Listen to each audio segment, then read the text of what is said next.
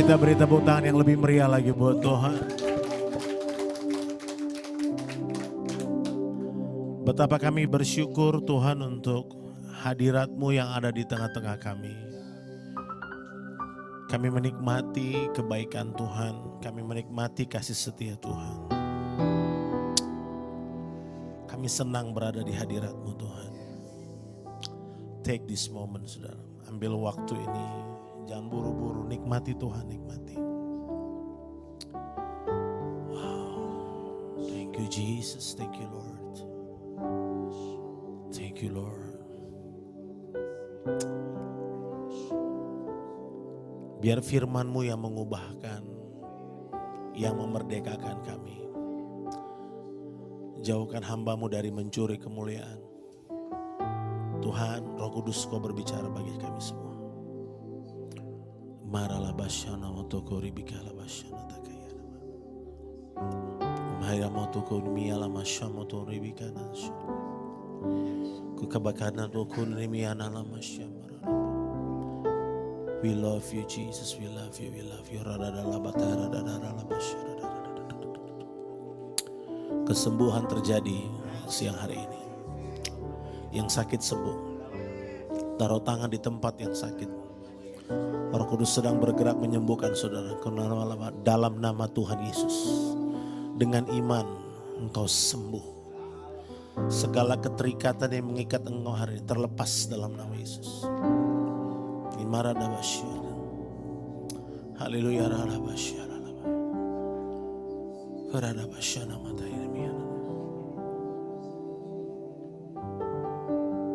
Ku cinta Kau dan angkat suara menyembah-Mu, jiwaku bersuka yang Kau dengar, semoga berkenan. Amin. Bagaikan musik merdu dan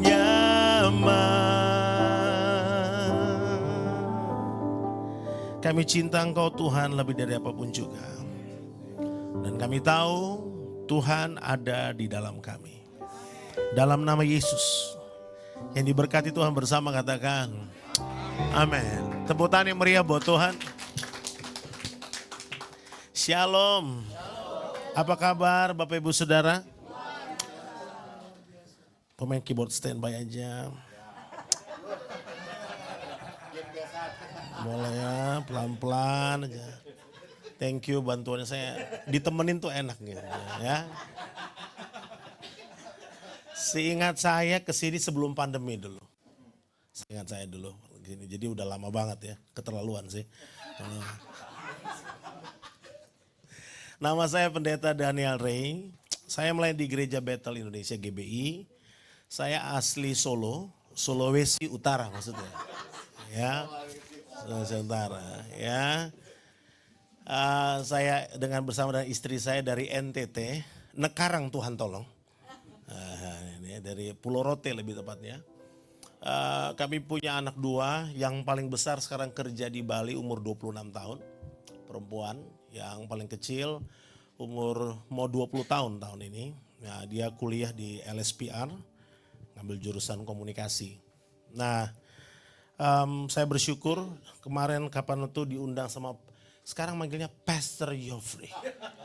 Haleluya, Pastor Geoffrey. Saudara, tepuk tangan dulu buat Tuhan. Terhadap apa yang Tuhan buat dalam kehidupan hambanya, amin. Ya, saya biasa manggilnya Michael Schumacher. Ya. Tapi memang Tuhan bisa pakai setiap kita, saudara. Setuju ya? Saudara, jangan pernah anggap remeh orang di sebelah saudara. Karena bisa saja orang di sebelah saudara adalah seorang revivalist yang Tuhan sedang persiapkan buat kita. Ya, saya bertemu banyak teman-teman lama sini. Ada Desra, halo apa kabar? Ada, mau tarima engket Bu Kelly. Sadap gagah sekali. Sepanjang saya kenal Ibu Kelly, baru kali dia gagah sekali dia. Itu sanggul mau menghadap Tuhan.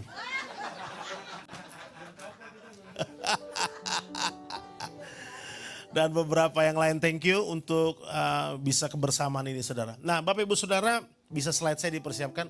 Ini wajah saya tahun kapan atau?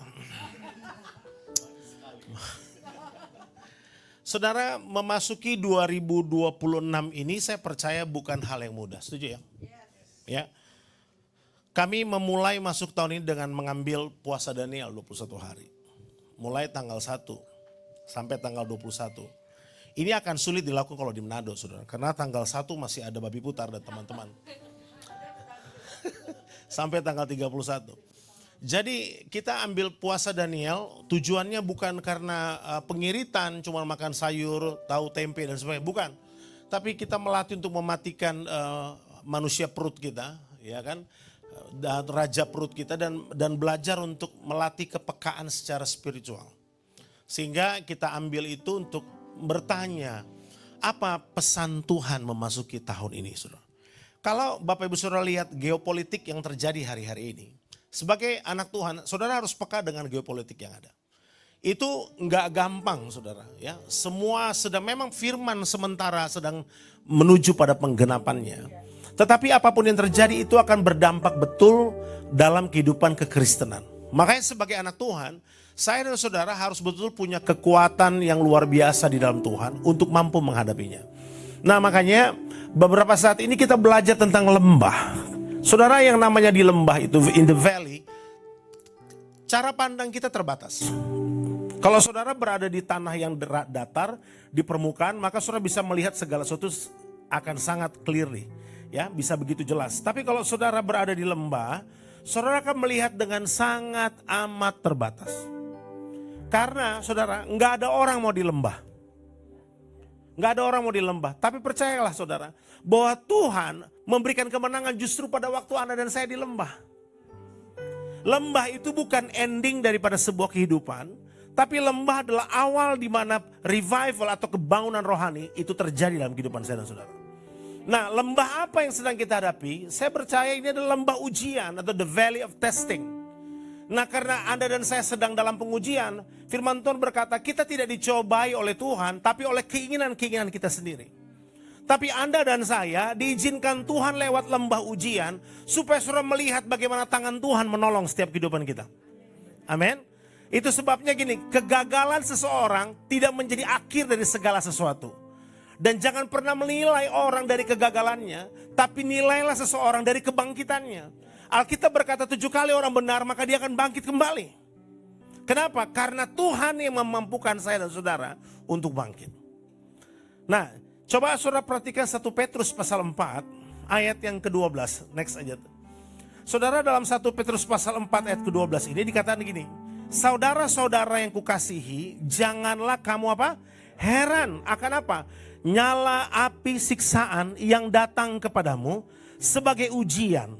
Seolah-olah ada sesuatu yang luar biasa terjadi atas kamu. Jadi kalau Anda sedang mengalami pencobaan hari ini, bilang karena gini, biasa aja bos. Nggak usah taruh kira. Bahasa apa itu? Biasa aja, nggak usah pusing, nggak usah membesar-besarkan persoalanmu. Karena Alkitab bilang itu biasa. Tapi ayat ini nggak berdiri sendiri kan? Ayat ini konteksnya di dalam ayat 1 dan 2, 1 Petrus 4. Tetapi dasar dari penulisan 1 Petrus 4 ayat 12 ini, next slide, itu berada dalam 1 Petrus pasal yang ketiga ayat 15. Nah ini yang harus saya dan saudara pahami. Tetapi kuduskanlah Kristus di dalam hatimu sebagai Tuhan. Saudara harus tahu, tujuan kekristenan bukan masuk sorga. Kita perlu jelas dulu, pemahaman kita harus jelas. Sebab begini, keselamatan itu bukan hasil akhir. Karena ada banyak orang berteologi berpaham gini, keselamatan itu hasil. No. Keselamatan hanya langkah awal. Hasil akhirnya adalah memerintah bersama dengan Dia. Jadi kalau yang bercita-cita ke sorga, bertobatlah cepat. Karena Anda akan sama dengan agama lain. Loh. Saudara tahu apa arti agama? Agama itu adalah artinya begini, upaya manusia mencari Tuhan. Jadi manusia akan berusaha untuk mencari Tuhan menurut versinya sendiri. Tapi kerajaan Allah atau the kingdom of God adalah Tuhan yang datang cari manusia. Oh, terlalu kenyang kayaknya ini. Sampai pakai kacamata hitam di sebelah. Terlalu banyak tadi dadar jagung itu. Kerajaan Allah ada apa saudara? Upaya Tuhan mencari manusia. Tuhan yang datang. Karena firman Tuhan berkata gini, bukan kamu yang pilih aku, tapi aku yang pilih kamu. Jadi kalau kita ada di ruangan ini, kita ini karena Tuhan, bukan karena yang lain. Jadi kalau orang Kristen masih berpikir masuk sorga, maafkan saya, jangan tersinggung. Berarti Anda masih sama dengan agama di luar sana. Kerajaan Allah nggak begitu, saudaraku. Saudara mau masuk sorga tapi nggak kenal yang punya sorga, ngapain? Halo, saya masuk ke rumah Pastor Geoffrey tapi saya nggak kenal siapa yang punya, pasti diusir. Tapi kalau saya kenal dia, saudaraku, saya nggak cuma diterima di pintu depan, tapi masuk sampai ruang tamu. Bahkan sampai ruang keluarga, mungkin sampai dapat kulkas, saudara. Siapa tahu ada cakalang di dalam. Saya bisa ambil dan seterusnya. Kenapa? Karena welcome. Saudara dengar baik, kekristenan, karena kita didoktrinasi, saudara. Sejak Alkitab diterjemahkan oleh William Tyndale pertama kali, adalah murid daripada Martin Luther. Mereka menerjemahkan dalam tekanan daripada kerajaan Roma, bahwa Yesus itu bukan raja. Padahal dia adalah raja. Makanya namanya Kurios Kristus. Yang artinya apa? Raja di atas segala raja. Setiap kali Natal, orang Kristen suka nyanyi gini. Hai siarkan di gunung, di bukit dan di mana jua. Hai siarkan di gunung, lahirnya. Siapa bilang Yesus mau Almasih? Dia Mesias, ganti jangan bilang Almasih. Karena Yesus bukan nabi. Selamat. Yesus bukan nabi. He is the king. Saudara kalau nyanyi harus ngerti artinya. Bukan lahirnya Almasih. Dunia lagi bilang dia cuma Almasih. Dia cuma Nabi Isa, sama seperti Nabi bilang. Siapa yang ngajarin saudara? Yesus bilang pada murid-muridnya, menurut kalian aku ini siapa? Semua bilang ini itu cuma Petrus yang punya pewahyuan masa kini. Dia bilang apa? Engkau Mesias. Baru Tuhan bilang gini, di atas batu karang ini I will build my church. Eklesia. Jelas. Jadi Yesusmu bukan nabi dan kamu bukan Nasrani. Kamu adalah Kristen. Bangga saudara. Makanya saudara jelas di sini, kuduskanlah Kristus di dalam hatimu sebagai apa? Tuhan. Saudara dengar baik, kenapa dikuduskan sebagai Tuhan? Karena ada banyak orang tidak menjadikan Kristus sebagai Tuhan dalam hatinya. Saudara, apa arti kata Tuhan itu? Adon, Lord, Adonai, the owner, pemilik dari segala sesuatu. Kalau engkau sadar bahwa Tuhan adalah pemilik saudara, saudara menyembah Tuhan berdiri duduk gak perlu disuruh. Sekolah minggu kita, kalau masih disuruh. Growth. Anda perlu bertumbuh. Karena penyembahan itu bukan dari luar ke dalam, tapi dari dalam keluar. From inside out.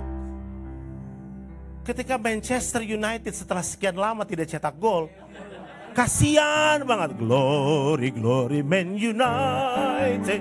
Woi, banyak sekali ternyata penggemarnya. Bolehlah, terakhir seri sih. Kasihan 1-1 tapi oke lah. Lumayan mengincar 4 besar ya kan. Fiskal Barca. Jadi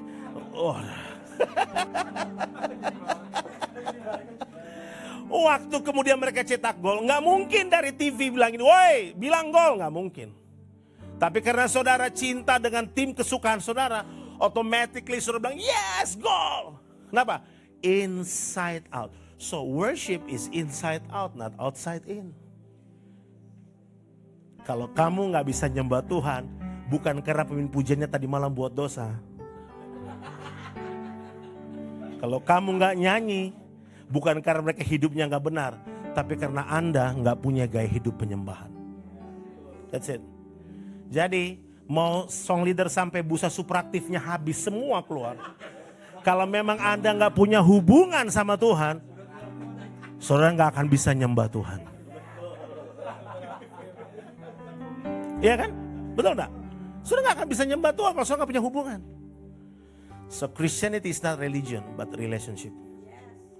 Hubungan dengan Tuhan. Nah, ayat ini bilang, ini adalah ayat dasar 1 Petrus 4 ayat 12 tadi. Kuduskanlah Kristus di dalam hatimu sebagai Tuhan. Selesai. Kamu gak dikuasai hartamu, kamu gak dikuasai pergumulanmu sekalipun saudara sedang bergumul hari ini. Saudara gak dikuasai omongan orang, tapi Kristus yang menjadi Tuhan. Dan siap sedialah pada segala sesuatu, segala waktu, untuk apa saudara? Memberi pertanggungjawaban. Saudara tahu yang namanya accountability kan?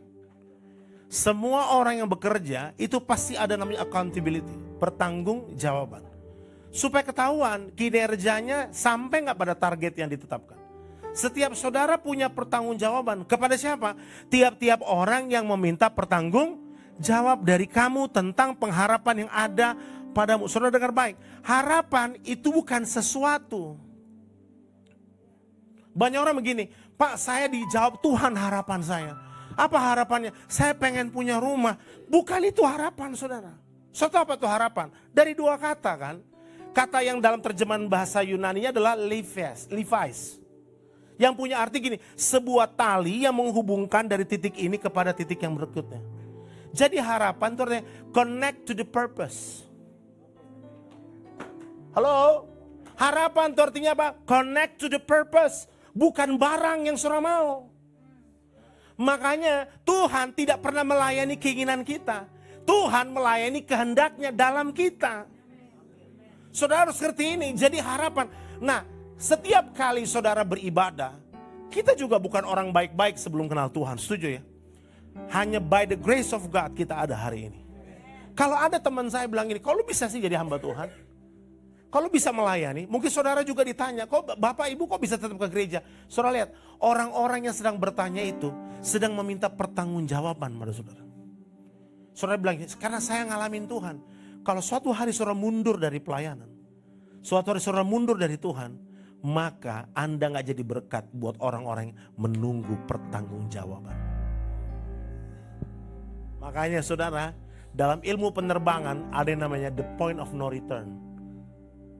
Kalau saudara sudah fly high with God, jangan berpikir untuk balik. Amin. Jangan pernah berpikir mau sakit, mau susah, mau berat, mau kayak apa, tetap pegang tangan Tuhan. Amin. Walaupun gunung itu tak berpindah, tetap percaya punya kuasa. Sekalipun lembah kelam, tak mengapa asal kau di sampingku. Yes, sekali lagi. Walaupun masalahku masih ada, tetap percaya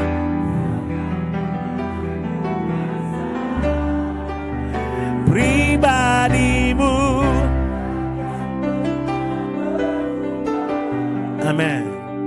Iman yang aku pegang padamu Tuhan yang setia. Makanya saudara harus ingat ini. Orang akan menuntut pertanggungjawaban terhadap pengharapan. Karena saudara kan pegang harapan saudara kuat-kuat kan.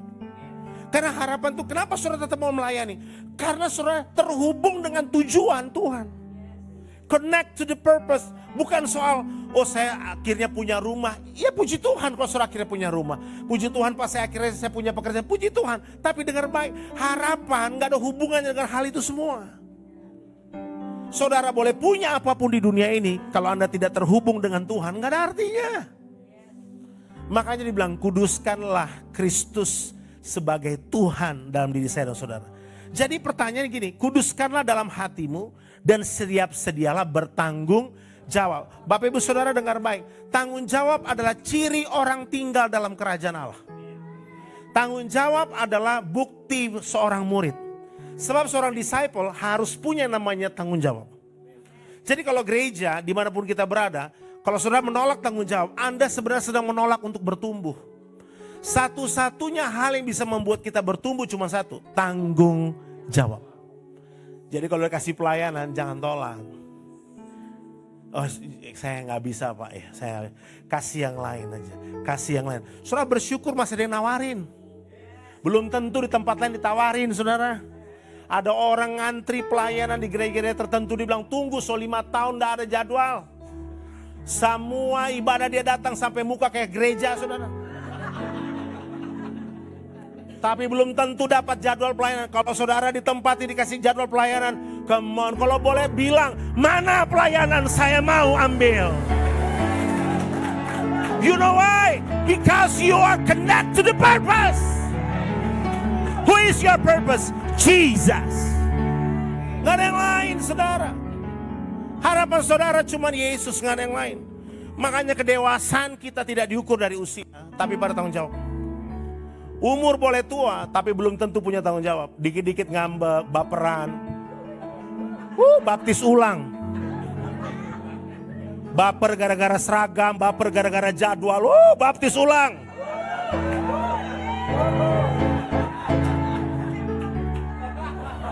Karena ada 3 baptisan tuh, baptisan air, selam kan, baptisan Roh Kudus, baptis api. Yang terakhir, tabakar memang. Jangan baperan saudara, udah lewat. Ya, saudara jangan gampang tersinggung. Saudara di dalam Tuhan, kuasai dirimu. Ada Roh Kudus di dalam. Makanya gini, tanggung jawab adalah pada harapan yang berurusan dengan tujuan Tuhan di dalam kita, bukan keinginan. Saya nggak bilang saudara nggak boleh minta keinginan loh saudara, silahkan. Pak saya lagi berdoa untuk anak saya supaya bisa sekolah, go ahead. Tapi ingat jangan lupa, harapan itu adalah sesuatu yang menghubungkan kita dengan masa depan. Hanya Yesus saudara yang bisa menghubungkan saya dan saudara dengan masa depan. Makanya mari lihat konteksnya sekarang, next slide. 1 Petrus 4 ayat 1 dan 3. Karena untuk saudara bisa memahami kenapa 1 Petrus 4 ayat 12 tadi bilang jangan heran. Ya kan? Pencobaan biasa. Itu tadi karena di ayat yang ke-13 dari ayat 15 1 Petrus pasal 3 tadi. Dibilang apa? Kalau saudara menguduskan Kristus sebagai Tuhan, saudara gak perlu heran dengan ujian. Tetapi konteksnya di sini. Jadi karena Kristus telah menderita penderitaan badani, kamu pun harus juga mempersenjatai dirimu dengan pikiran yang demikian.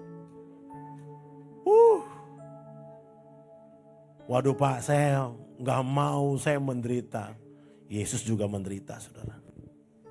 Penderitaan yang kita alami belum sampai pada nyawa yang dikorbankan di kayu salib. Setuju dong? Belum sampai saudara, jauh, masih jauh banget. Dan bahkan Tuhan pun tidak minta saudara dan saya untuk dikorbankan di kayu salib. Enggak. Tapi dibilang gini, Anda harus mempersenjatai diri saudara. Artinya, guys you have to prepare. Kalau aniaya datang, sekarang lagi heboh, akan jadi 7 hari blackout. Whatever, mungkin saja benar, saya gak tahu. Kita gak bisa bilang enggak. Dulu kita gak percaya ada COVID. Kita gak percaya ada virus yang begitu luar biasa. Terakhir mungkin kita pikir itu flu Spanyol. Yang menewaskan 40.000 orang di seluruh dunia. Itu mungkin gak pernah terjadi lagi. Tapi 100 years after that terjadi COVID.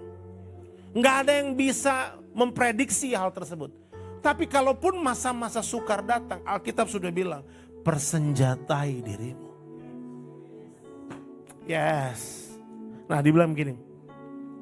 Karena barang siapa telah menderita penderitaan badani, ia telah berhenti berbuat. Gimana Pak? Kok bisa berhenti berbuat dosa? Pertama bilang gini, taruh pikiran Kristus dalam pikiran kita. Amin. Pikiran siapa? Kristus. Artinya gimana? Firman Tuhan begini, jangan pikirkan pikiran yang di bawah, tapi yang di mana? Di atas. Kenapa? Di sana Kristus ada. Amin, saudaraku. Jangan pikirkan yang di bawah. Pikirkan di mana Kristus ada. Saudara ini kasih oleh Tuhan, pikiran kita ini kan kayak taman kan? Betul enggak? Seperti taman, kalau saudara punya taman, saudara yang punya kendali untuk menentukan apa yang boleh ditanam di situ kan? Ada lagu yang bagus banget. Lagunya bilang gini. Lihat kebunku. Mari adik-adik. Yang hitam. Ada yang apa? Ada yang apa tadi? Ada yang hitam kan? Loh, kan kebun saya, Bu.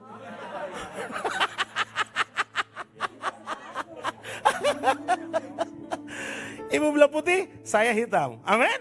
Ada yang jingga, terserah. Artinya, saudara yang menentukan apa yang boleh ditanam di sini kan? Makanya jangan kaget. Kalau orang tidak pernah menanam sesuatu yang baik di sini, maka kebunnya jadi tumbuhlah tumbuhan-tumbuhan liar. Binatang liar. Yang keluar apa? Hal-hal yang tidak mengenakan dalam kehidupan kita. Makanya kita bilang gini, taruh pikiran Kristus. Nah, dibilang begini, kalau saudara dan saya telah menderita penderitaan badani, ia telah berhenti berbuat dosa. Oke, saya tanya buat saudara, apa itu dosa? Dosa itu bukan perbuatan, saudara. Dosa itu perbudakan. Sesuatu yang mengikat kita. Yang kita gak pernah bisa menang dari hal tersebut. Kita selalu jatuh di hal yang sama berkali-kali. Dan itu mengikat Anda dan saya. Itu yang namanya dosa. Nah, Tuhan bilang begini. Kalau saudara mengalami penderitaan badani, arti gini, kalau badan saudara mengalami, tubuh saudara mengalami siksaan karena ujian kehidupan yang begitu berat, mau gak mau, manusia rohani saudara akan makin kuat di dalam Tuhan. Itu maksudnya. Jadi ujian-ujian yang kita alami itu baik buat saya dan saudara. Supaya Anda dan saya makin mengenal Tuhan. Dan kalau saudara makin mengenal Tuhan, maka Anda akan jauh dari perbuatan-perbuatan dosa. Haleluya. Saudara gak akan berpikir, saya mau sentuh dosa lagi. Kenapa? Karena saudara lihat, sekalipun dalam keadaan yang paling kelam dalam kehidupan saudara, saudara tetap pegang Tuhan dan Tuhan tidak tinggalkan saudara. Di salah satu gereja kita di Rock Ambon, di tempatnya Pak Kris Manusama, ada satu orang setiap kali pujian penyembahan, dia maju ke depan, dia menari lebih dahsyat dari semua penari tamborin atau penari balet manapun. Dia nari. Satu kali waktu saudara ada orang bilang, Pak Kris, itu mungkin disuruh duduk aja gitu. Kayaknya agak mengganggu. Pak Kris cuma ketawa. Oke, kalau gitu kamu yang nari. Kamu tahu enggak, waktu kerusuhan Ambon, orang ini ditembak 27 kali oleh peluru dan dia gak mati. So the reason why dia menari dengan begitu hebat, karena hanya itu yang bisa dilakukan buat Tuhan. Saudara kalau gak pernah mengalami penderitaan badani, saudara gak akan punya kesaksian hebat. Anda gak akan punya sesuatu yang saudara bisa bawa sama Tuhan. Come on. Hal itu yang buat dia setiap kali pujian penyembahan dia maju ke depan. Dan itu inspiring banyak orang di sana. Kita nih gak ngalamin. Dia 27 peluru tembak dalam badannya. Dan dia gak mati karena pertolongan Tuhan. Dan dia bilang gak ada hal lain yang saya bisa buat. Selain saya memuliakan Tuhan dengan cara ini. Cuman ini yang saya bisa. Saudara tolong Tuhan dalam hal apa? Muliakan Tuhan saudara yang kasih oleh Tuhan. Amen. Muliakan Tuhan. Enggak ada cara yang lain yang saudara bisa buat. Hanya itu. Jadi makanya jelas banget gini. ada masalah di dalam pertumbuhan kekristenan kita. Alkitab bilang begini, kamu telah hidup dalam rupa-rupa hawa nafsu, keinginan kemabukan, serta perjamuan minum dan penyembahan berhala yang terlarang. Apa yang Tuhan maksud di sini buat saudara? Masalah kita cuma satu Bapak Ibu Saudara. Masalah kita adalah karena kita tidak melakukan kehendak Allah. Halo. Saya ingat kisah Hosea. Tuhan suruh nikahi seorang pelacur. Saudara bisa bayangkan itu. Nggak ada orang cita-cita nikahi pelacur, saudara. Tapi dia belajar melakukan kehendak Allah. Sometimes cara Tuhan berbicara tidak sesuai dengan keinginan daging kita. Tapi apa yang menurut saudara nggak sesuai itu, Tuhan lagi lihat. Karena gini, Tuhan memurnikan tujuannya lewat Anda dan saya. Amin, saudaraku. Dia murnikan. Karena kalau saudara nggak dimurnikan, bahaya. Makanya, next slide. Beritahu kanan kiri saudara, testing is normal. Amin. Kalau saudara nggak diuji, itu abnormal. Haleluya. Ya kan? Saudara kalau ambil SIM, buat SIM ya, bukan ambil SIM. Kalau saudara buat SIM, kecuali SIM tembak. Di sini nggak ada, amin. Haleluya. Ada di goa-goa di Kutub Utara, di sini nggak ada. Kalau saudara buat SIM beneran, saudara harus benar-benar lewat ujian loh, betul nggak? Beloknya, kalau salah satu aja saudara bisa gagal. Nggak usah pakai pelicin, jangan. Ya kan? Saudara pasti gagal. Ya, ada rambu-rambu yang boleh, ada rambu-rambu yang nggak boleh dan sebagainya. Kalau saudara tiba-tiba dapat SIM tanpa ujian, percayalah, Anda akan kurang menghargai license yang saudara miliki. Kelihatan dari mana? Cara dia mengemudi. Tapi kalau orang tahu bagaimana susahnya ngambil license, nggak akan begitu. Di Indonesia nggak seperti di luar negeri, saudaraku. Di luar negeri sekali saudara langgar speed tertentu, Anda kena fine. Dan fine-nya nggak sedikit, banyak banget. Dan dia akan kasih tanda nih, kalau fine-nya 5, seperti di Australia misalnya, ada 5 di situ. Dikasih warna 1, merah, 2, 3, 4. Kalau sudah 5, engkau harus tunggu setahun lagi untuk bisa dapat license. Dan itu gak bisa langsung dapat, ujian lagi dari nol. Nah makanya gini, exam, ujian itu bukan hal yang disukai. Tapi Anda gak akan pernah bisa lulus kalau saudara gak ikut ujian. Itu sebabnya Bapak Ibu Saudara, testing is normal. Jadi kalau saudara diuji, biasa aja.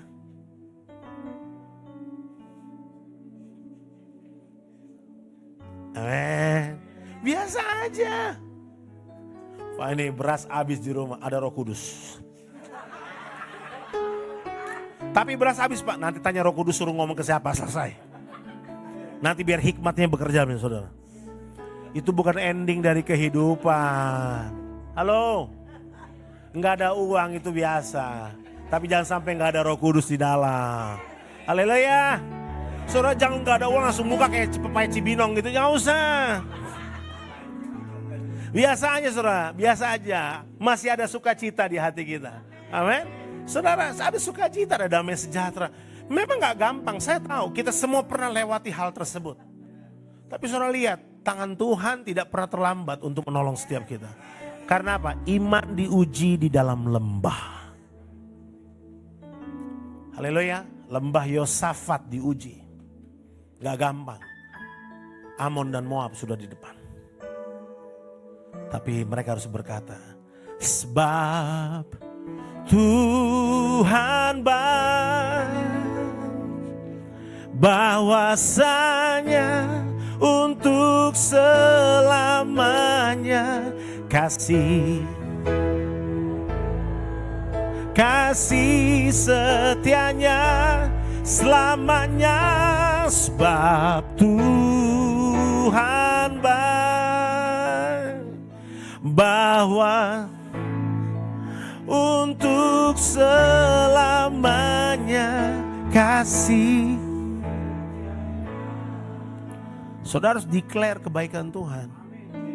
Saudara benar-benar ngomong, Tuhan terima kasih. Jangan cuma datang sama Tuhan tuh bilang, saya punya masalah. Tapi datang sama Tuhan bilang, Tuhan terima kasih. Sebab iman diuji di dalam lembah. Jadi kalau Bapak Ibu saat ini ada di lembah, jarak pandangmu terbatas. Terima kasih. Amin. Firman Tuhan bilang apa? Dalam Mazmur 23, Tuhan adalah, kita sering nyanyi kan? Takkan. Terus apa? Ia membaringkan. Di mana? Di padang yang berumput hijau. Ia membimbingku kemana? Ia menyegarkan. Lagi, ia menuntunku ke jalan yang benar. Oleh karena, sebutkan namanya, sekalipun, yang kenceng dong, aku berjalan dalam lembah kekelaman, aku tidak takut bahaya, sebab Engkau.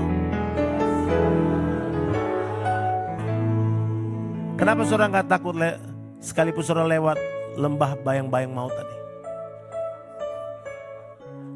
Karena cuma lewat.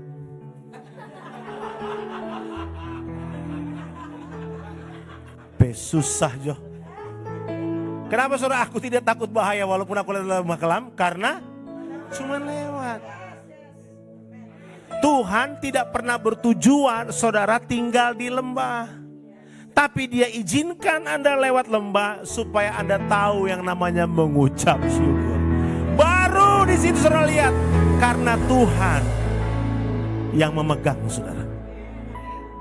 Saudara gak akan tahu kapan Tuhan memegang saudara kalau Anda gak tahu. Ini cuma sementara bos. Makanya ujian itu normal. Tadi 1 Petrus 4:12 bilang apa? Janganlah kamu heran. Kok saya ngalamin? Biasa aja. Semua orang ngalamin. Makanya persenjatai pikiran saudara dengan pikiran Kristus. Gak ada yang lain. Amin. Cuman itu. Jadi saudara kalau lembah kelam jangan takut. Valley is a testing of process. Tuhan suka ujian. Manusia suka hasilnya. Ya kan? Dan segala yang instan tidak sehat. Nikmati prosesnya. Saudara lihat cheesecake di sebuah kafe, harganya mahal. Betul enggak sih? Lu suka cheesecake apa ngolongol? Cheesecake dong ya. Cheesecake ya. Ya. Cheesecake dong ya kan. Cheesecake harganya goban bos. Ongol-ongol seceng. Goceng. Ya kan. Cheesecake cuman gini aja 50.000. Gampang banget. Karena kamu nggak tahu proses untuk jadi cheesecake. Bahkan ada yang sampai 100.000, ada yang sampai 200.000. Kenapa? Prosesnya. Kenapa saudara, kalau saudara bersaksi, orang rasa something different. Aku lihat kamu dengan 5 tahun lalu dengan sekarang kok beda. Kenapa? Prosesnya, orangnya sama. Tapi proses yang dia lewati itu membuat semua perkataan yang keluar dari mulutnya ada kehidupan. Saudara, orang boleh lihat kita 5-10 tahun lalu bukan siapa-siapa. Memang bukan siapa-siapa. Bukan siapa-siapa. Hanya karena Kristus kita diubah menjadi sesuatu. Hari ini orang lihat saudara bisa beda. Kenapa? Prosesnya. Kalau orang lewati proses, nyanyinya beda. Doanya beda. Responnya pun berbeda. Makanya saudara beware of wrong expectation. Kadang-kadang orang bisa berharap yang salah. Berharaplah yang benar. ketika saudara berada di lembah. Ayat terakhir, jujur ini terakhir. Tapi percayalah, pendeta biasanya ada yang paling akhir kan. Nanti udah paling akhir, mari berdiri saudara, kita nyanyi. Habis nyanyi, saudara ada satu poin lagi, haleluya. Nggak pulang-pulang saudara. Tapi karena memang saya dengar informasi bahwa jemaat di tempat ini haus dan lapar akan firman. Makanya saya lihat di wajah saudara tuh ayat-ayat Alkitab semua. Haleluya. Next slide. Oke ya. Mazmur 8 ayat 4, 84 ayat 6. Apabila melintasi lembah Baka, mereka membuatnya menjadi tempat yang bermata air. Bahkan hujan pada awal musim menyelubunginya dengan apa? Berkat loh, saudara bayangin. Tadi Mazmur 23, terjemahan aslinya kan begini. Even I walk through the valley, to the shadow of death. Bukan cuman sekalipun aku lewat lembah kelam, bukan. Tapi lembah bayang-bayang maut. Kadang orang saudaraku lewat kuburan nyanyi satu album. Keringat jagung keluar. Sampai di ujung ternyata belum kelar tuh kuburan. Nyanyi satu album lagi. Tapi begini, kalau saudara lewat lembah kelam dibilang apa? Aku gak takut bahaya. Mungkin hari ini saudara sedang pernah berhadapkan dengan lembah bayang-bayang maut. Tagihan sudah di depan mata, gak tahu gimana bayar. Yang tertawa beda-beda tipis antara korban dan pelaku. So kita mungkin ngadapin semua, gak apa-apa saudara. Ingat, kalau memang Anda harus lewati proses itu, selama saudara jujur di hadapan Tuhan, Tuhan pasti bela saudara. Amin. Saya sudah lihat banyak pertolongan Tuhan, lihat orang-orang yang mengalami hal tersebut. Makanya Pemazmur, ini seorang penyembah, bilang begini, apabila melintasi lembah Baka, maka dengar baik, hidup seorang pemazmur, hidup seorang penyembah, itu gak ada yang gampang. Saudara pikir penyembah itu nyanyi di depan? Enggak, semua kita nih penyembah. Karena penyembahan itu artinya bukan nyanyi. Penyembahan itu diambil dari Kejadian 22 ayat 5. Yang artinya sakah. Yang punya arti apa? Bersujud, menyembah, mencium sampai ke tanah. Itu penyembahan. Makanya kehidupan seorang penyembah gak ada yang mudah. Daud bolak-balik ngomong bagaimana himpitan persoalan kehidupan yang dihadapi. Tapi endingnya selalu dahsyat. Nah ini yang Mazmur 84 bilang apabila melintasi lembah Baka. Apabila, belum tentu. Halo. Tapi persiapkan diri saudara untuk lewati lembah Baka. Saudara, lembah Baka di sini punya arti gini, Valley of Tears. Wow, saudara tahu nggak? Air mata orang benar ditampung di kirbat Allah. Yes, nangis di hadirat Tuhan itu bukan cengeng, karena kamu ngalamin Tuhan. Gak ada orang lain bisa bilang lu cengeng banget, no. Saudara alami Tuhan, orang belum tentu ngalamin yang saudara alami. Air mata orang benar ditampung di kirbat Allah. Saudara menangis karena saudara nikmati Tuhan. Maka dibilang gini, melintasi lembah Baka, mereka membuatnya menjadi tempat yang bermata air. Karena hanya orang yang berjalan di dalam lembah air mata yang dapat diubah menjadi mata air. Hari ini engkau mungkin banyak menangis. Kita mungkin banyak menangis karena perlakuan yang kurang adil. It's okay. One day air matamu berubah menjadi mata air. Mata air sedekah. Amin. Sumber air sedekah. Ini pengaruh cheesecake. Bukan Allah. Amin saudaraku. Kalau saudara jadi mata air, Anda jadi pusat perhatian. Di mana banyak orang akan datang pada saudara untuk bertanya sesuatu. Kesaksian demi kesaksian. Karena gini. Testing before testimony. Mau ada kesaksian? Ujian dulu. Amin. Kita gak tahu loh Bapak Ibu apa yang terjadi sepanjang sisa tahun ini. Tapi akan pasti ada banyak ujian. Hari-hari ini banyak rumah tangga diuji. Ya, kami layani ada begitu banyak rumah tangga hamba-hamba Tuhan yang kelihatannya oke, tapi ternyata mereka jatuh dalam dosa perselingkuhan. Bukan pertama kali, yang keempat, yang kelima, cuma baru ketahuan. Saya berdoa supaya setiap suami istri punya mesbah di rumah. Seriously, gak gampang saudara. Karena waktu ikat janji nikah kan dalam keadaan kita kadang suka maupun duka. Tapi kita gak ngomong dalam keadaan langsing maupun langsung. Segala sesuatu semua berubah. Dulu gitar Spanyol mungkin sekarang gitar betot. Halo? Tapi saudara harus lihat, kalau Tuhan yang jadi dasar pernikahan saudara, saudara gak akan pernah berpikir hal yang lain di luar sana. Makanya ini pergumulan terbesar hari-hari ini gereja Tuhan. Lembah baka gereja sedang hadapi belakangan ini saudara. Serangan begitu masif. Bayangkan gereja sekarang memberkati pernikahan orang dengan AI. Saya waktu dikirimi video saya kaget. Ini kalau nih ceweknya real tapi cowoknya itu AI, itu anaknya download.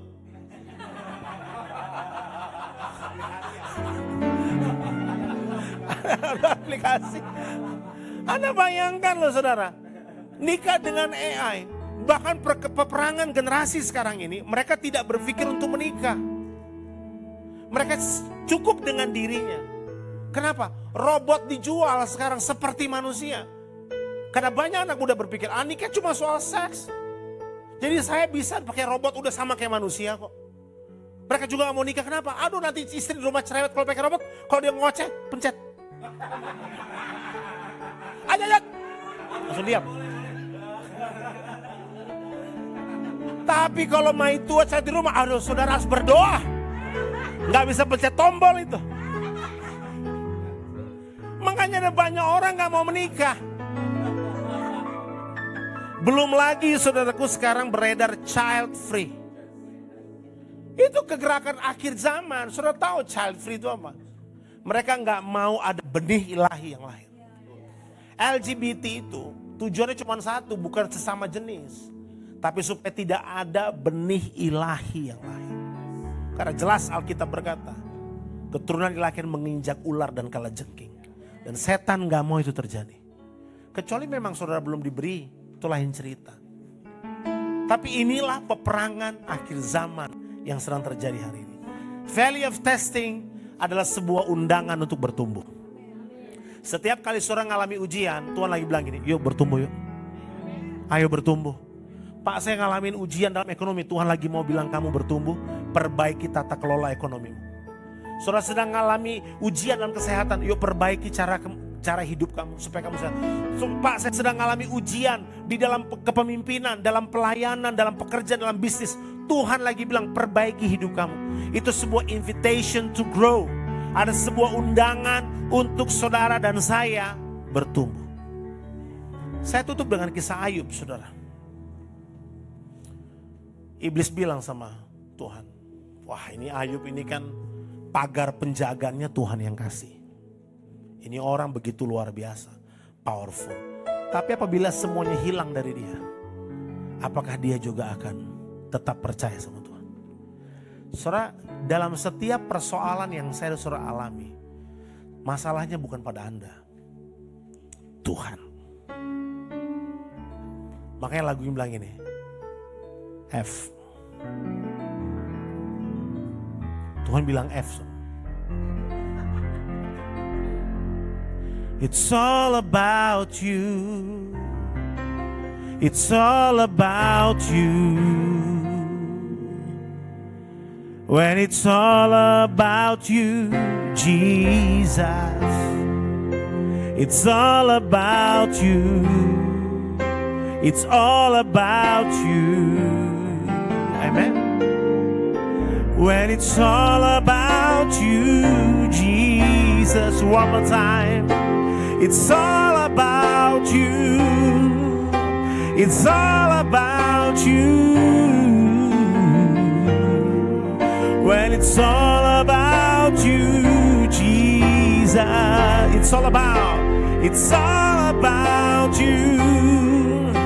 It's all about you. And it's all about you.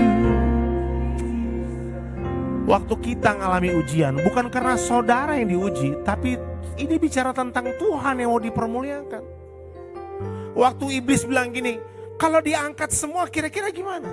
Saudara bayangkan, Tuhan pertaruhkan reputasinya demi Ayub. Tuhan bilang gini, aku angkat semua. Kamu lihat, dia tidak akan meninggalkan aku. Bayangkan kayak Tuhan lagi pasang badan buat Pastor Geoffrey. Dan dia bilang ini, kamu boleh ambil semua dari dia, tapi dia pasti tetap akan melayani aku. Begitu juga Tuhan buat hidup saya dan saudara. Dan apa yang terjadi? Waktu semua diambil, saudara. Gak nyampe 1 jam, semua laporan masuk buat Ayub. Anakmu meninggal, hartamu habis. Saudara lihat respon Ayub.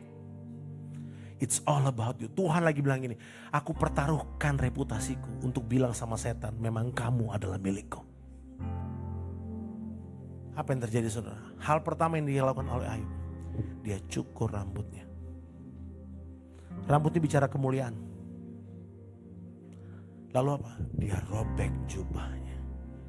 Jubah itu bicara tentang posisi, otoritas. Dan apa yang terjadi yang ketiga?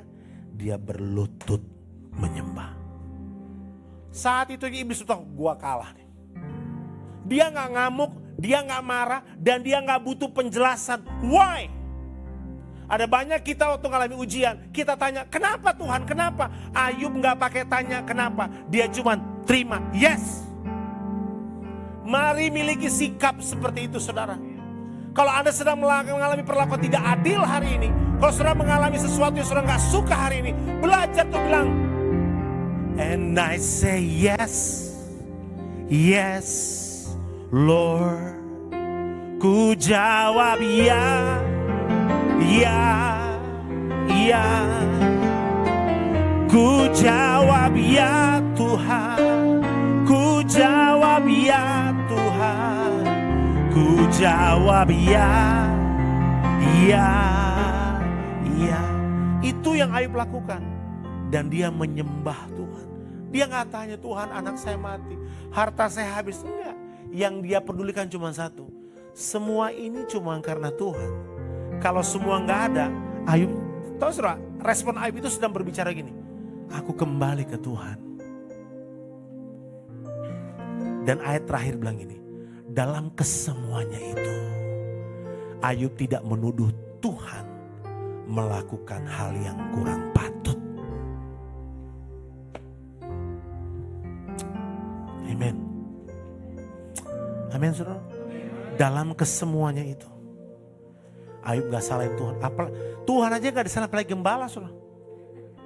Apalagi gembala komsel. Apalagi bapak rohani kan. Dia gak salahin semua. Dia gak salahin semua. Tuhan aja dia gak salahin. Dia cuman berlutut. Rambutnya dia cukur. Jubahnya dia robek. Bukan putus asa. Dia bilang, semua ini gak ada artinya. Biar aku kembali nol Tuhan. Dan dalam kesemuanya itu, Ayub tidak berbuat salah. Dan tidak menyalahkan Tuhan. Yes. Amin saudara. Itu sebabnya the valley of testing is descending to greatness. Jalan turun menuju hal yang besar. Pernah Anda pikirkan ada jalan ke puncak, jalannya naik terus? Totofori itu mobil. Gemetar saudara. Itu mobil akan hancur mesinnya. Bayangin saudara naik terus, naik terus, naik terus. Makanya kalau saudara pergi ke puncak pasti ada yang landai. Kadangkala saudara sedang menuju puncak tapi hidupmu lagi landai hari ini. Tenang, engkau sedang mengumpulkan kekuatan untuk bisa naik lebih tinggi. Gak ada yang kebetulan hari ini kita ketemu. Semua dalam rencana Tuhan. Dan saya belajar dalam lembah ujian. Selama saudara melayani pekerjaan Tuhan, pasti akan ada ujian. Tapi selama itu juga kemenangan akan terjadi. Ya, kemenangan akan terjadi. Sebab descending to greatness. Tuhan buktikan perkataannya bahwa memang Ayub orang yang tidak akan pernah menyangkal Tuhan. Hari ini Tuhan lagi bilang buat iblis, kamu lihat tuh jemaat yang ada di Bethesda, mereka semua gak akan pernah menyangkal itu Tuhan. Sebab apapun yang mereka alami dalam ruangan ini, saudara, kami hamba-hamba Tuhan mungkin terbatas untuk tahu apa yang sedang saudara gumulkan. Saudara mungkin cerita, tapi mungkin tidak semua saudara berani ceritakan. Tapi di dalam Tuhan gak ada yang tersembunyi.